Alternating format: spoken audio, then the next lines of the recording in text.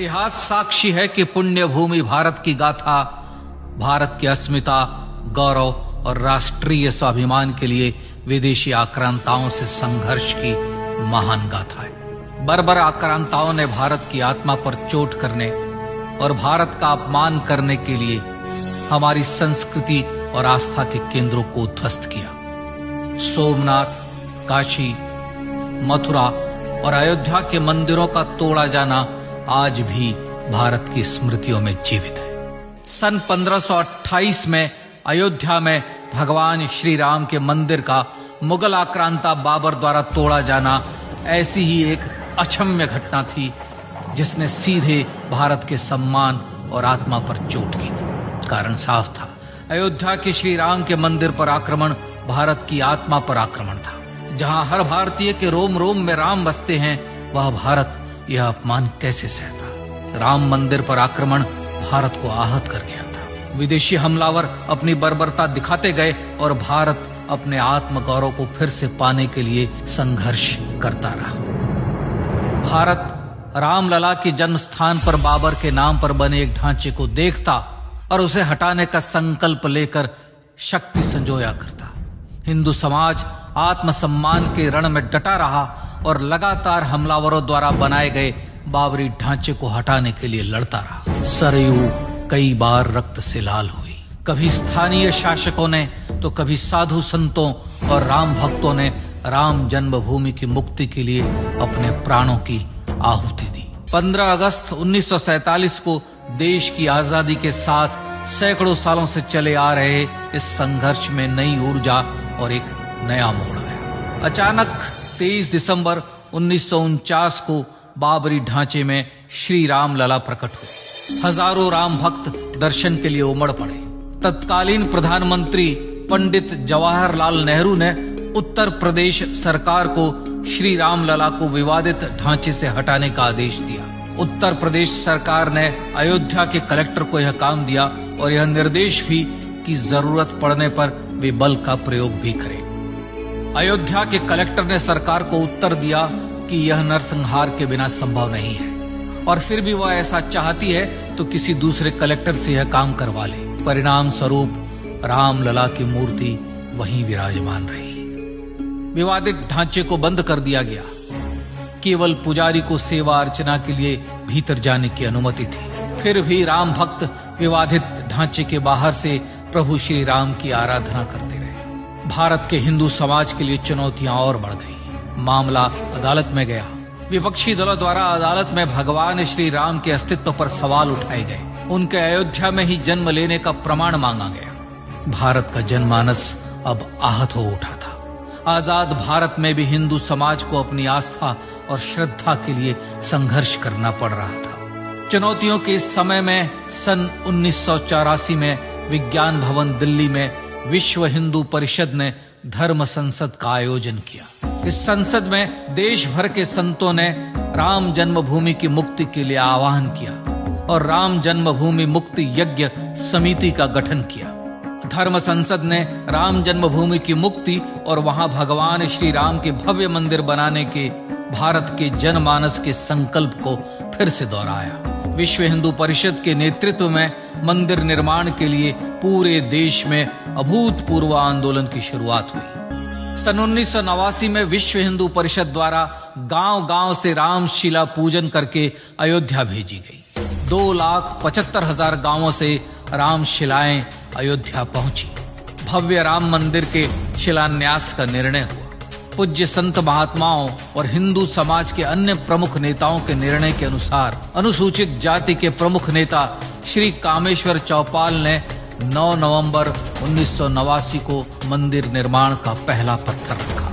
राम जन्मभूमि पर मंदिर निर्माण के लक्ष्य की पूर्ति के लिए सन 1990 में सोमनाथ से अयोध्या के लिए श्री लाल कृष्ण आडवाणी ने रथ यात्रा की शुरुआत की। देश में जन भावनाओं का ज्वार उमड़ने लगा। श्री लाल कृष्ण आडवाणी के रथ यात्रा के साथ साथ मंदिर के लिए जन समर्थन बढ़ने लगा और छद्म सेकुलरवाद बेनकाब होने लगा।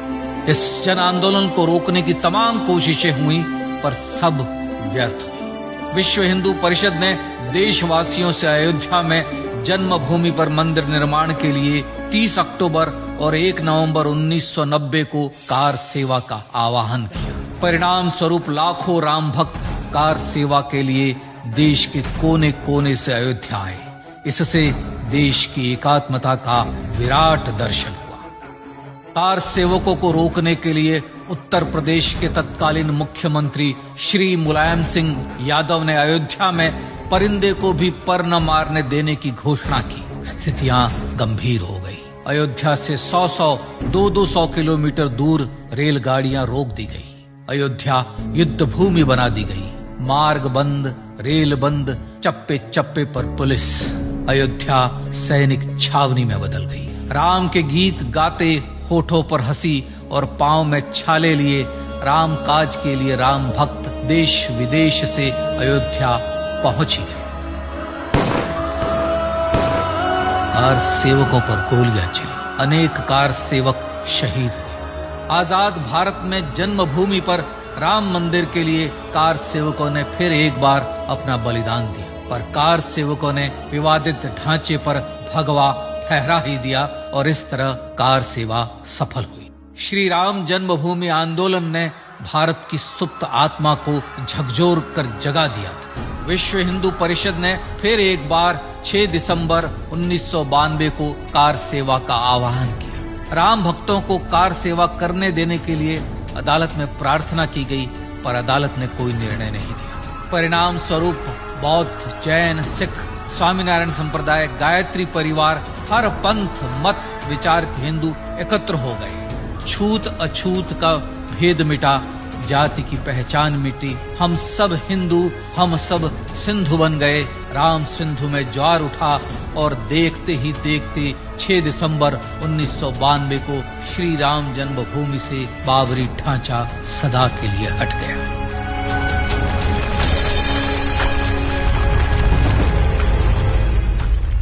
यह क्षण शौर्य, न्याय और सत्यमेव जयते का क्षण था। यह तो धर्मस्ततो जय का क्षण था। पर संघर्ष की गाथा यहां जाकर भी नहीं रुकी। छद्म सेकुलरवादियों द्वारा भारत और भगवान श्री राम के इतिहास को झुठलाने के लिए अदालतों में चुनौतियों का सिलसिला चलता रहा, जो 1950 से चल रहा था। पर सत्य को तो जीतना ही था। आखिरकार देश के सर्वोच्च न्यायालय के 5 जजों की खंडपीठ ने 9 नवंबर 2019 को ऐतिहासिक निर्णय दिया और यह कहा कि अयोध्या जन्मभूमि परिसर की पूरी 67 एकड़ भूमि रामलला की। और न्यायालय ने भारत सरकार को जन्मभूमि पर मंदिर बनाने के लिए एक ट्रस्ट बनाने का आदेश दिया। सर्वोच्च न्यायालय के आदेश के अनुसार भारत सरकार ने 5 फरवरी 2020 को श्री राम जन्मभूमि तीर्थ क्षेत्र नाम के ट्रस्ट का गठन किया और राम जन्मभूमि न्यास की भूमि जो सरकार द्वारा अधिग्रहित की गई थी, उसे ही नवनिर्मित न्यास को वापस दे दिया गया। 5 अगस्त 2020 को भारत के प्रधानमंत्री श्री नरेंद्र मोदी ने श्री राम जन्मभूमि तीर्थ क्षेत्र के अध्यक्ष पूज्य महंत नृत्य गोपाल दास, राष्ट्रीय स्वयंसेवक संघ के पूज्य सरसंघ चालक डॉक्टर मोहन भागवत एवं उत्तर प्रदेश के मुख्यमंत्री श्री योगी आदित्यनाथ की उपस्थिति में श्री राम जन्मभूमि पर भगवान श्री राम के भव्य मंदिर के लिए भूमि पूजन कर निर्माण कार्य का शुभारंभ किया। इस तरह लगभग 500 वर्षों से राम जन्मभूमि की मुक्ति के संघर्ष का पटाक्षेप हुआ। अपने आत्मसम्मान और राष्ट्रीय अस्मिता के लिए इतना लंबा संघर्ष विश्व के इतिहास में बेजोड़ है। श्री राम भारत की आत्मा, भारत की परिभाषा, हमारे राष्ट्रीय आदर्शों और जीवन मूल्यों के प्रतिनिधि मर्यादा पुरुषोत्तम हैं, जो हर हिंदू के होठों पर जन्म से मृत्यु तक रहे। बस यही हर हृदय में प्रार्थना होती है। राम भारतीय राष्ट्रीय स्वाभिमान और आसेतु हिमालय से समुद्र पर्यंत तक जन जन को एकात्मता के बंधन में बांधने वाले रक्षा सूत्र हैं।